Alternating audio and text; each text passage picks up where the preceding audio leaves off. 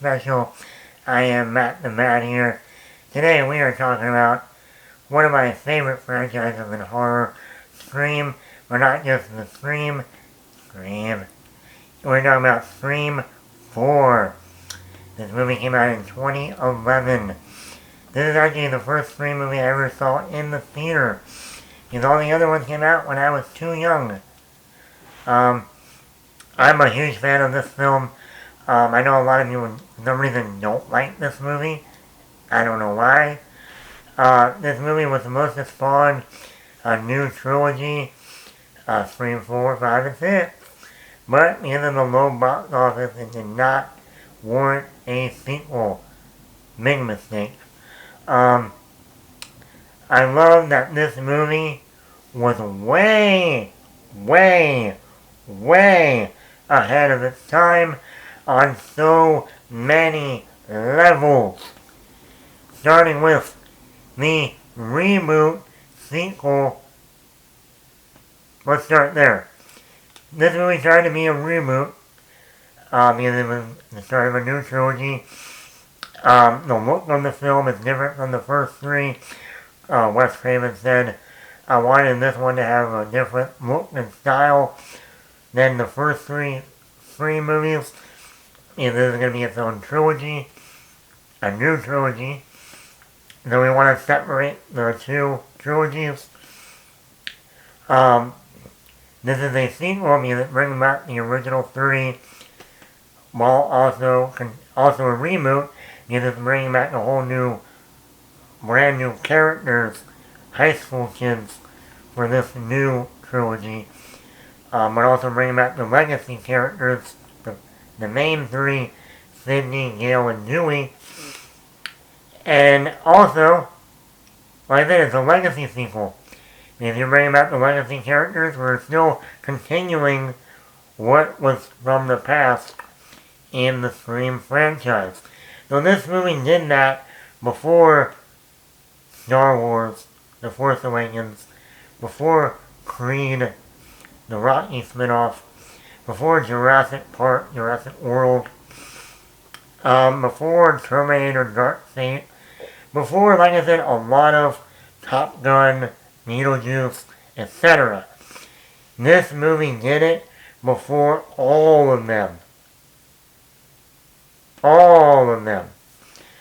So if you ever want to say, what was the movie that really started the reboot, sequel, legacy sequel, look no further than Scream 4. And you know what? And they did it right.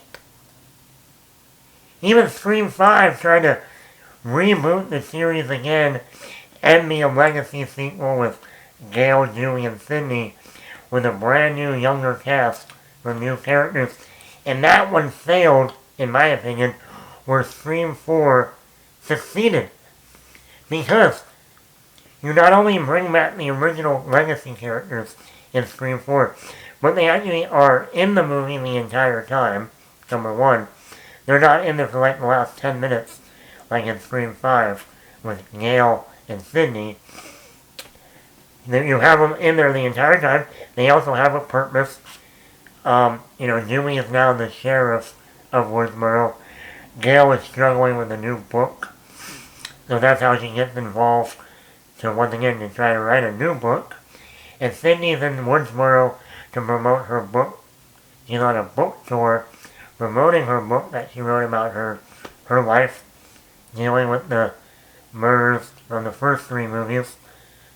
So, I mean, all of that is great stuff. Also, Sidney Prescott in this movie. I would say she's almost the most badass in this film than in any of the Scream films. Because in this one, now that she's older, I think this is truly like 11 years, just like in real time, since Scream 3. And she's older, she's more mature, and instead of running away from anything, she literally goes after Ghostface every time. Like, she doesn't hesitate, she doesn't try to run away, she goes at Ghostface every single time. And it just shows, oh yeah, she does not give a fuck anymore. She doesn't care who's behind the mask, she's coming for you. And like I said, this is the movie that She doesn't care. She's not running. She's coming for you. And then you have these brand new characters in here that are actual characters that they develop. Something they didn't do with Scream 5. You know, you got, Emma Roberts as Jill Roberts, the niece of Sidney Prescott. You got Kirby Reed, played by Hayden Panettiere, who's one of the coolest characters in the entire franchise now. She's smart, she's hot, she's a nerd, she doesn't put up with anyone's bullshit, she's funny, she's cute, romantic, all in one, the perfect girl. And she loves talking about movies. There is one out there. She's great. Then you got Rory Culkin. A Culkin in a Scream movie. If only that was Macaulay Culkin, everyone would love this movie.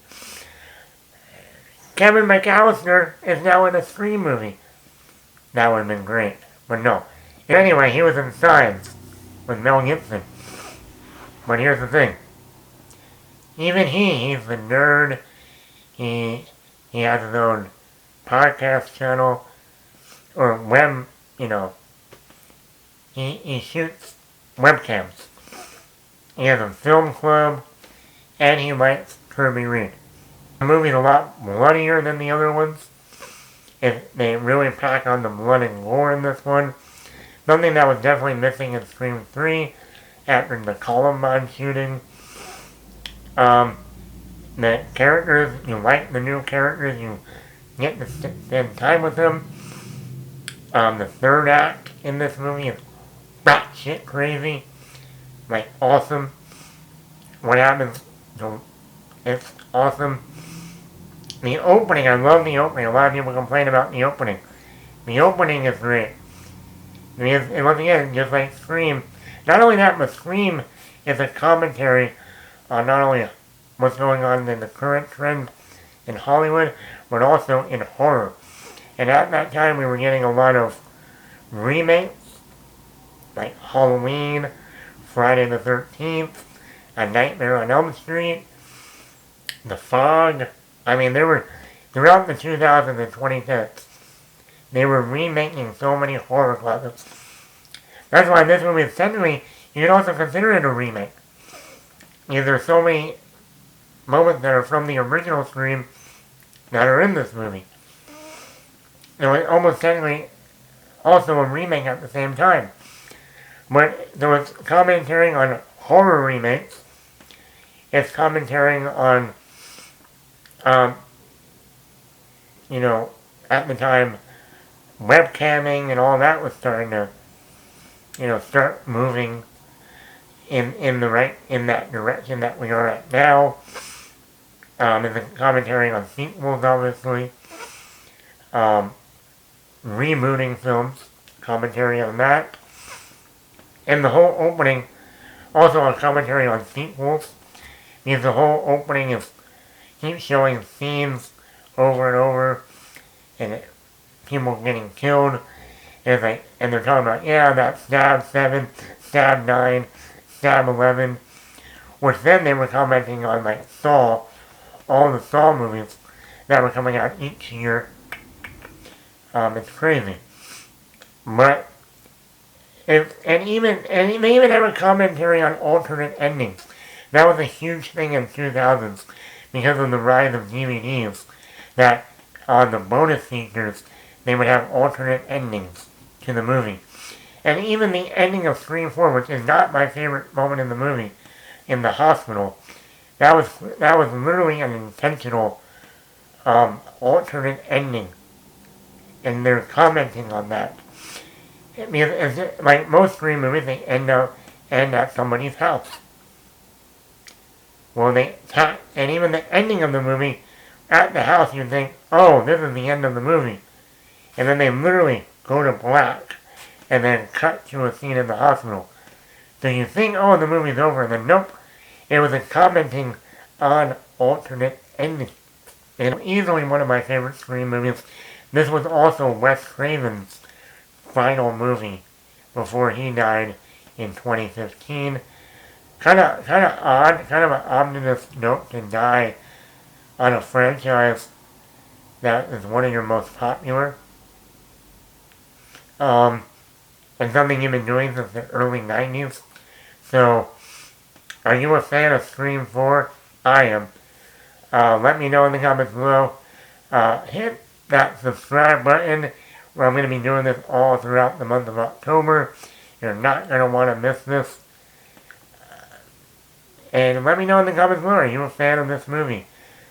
What is your favorite scary movie?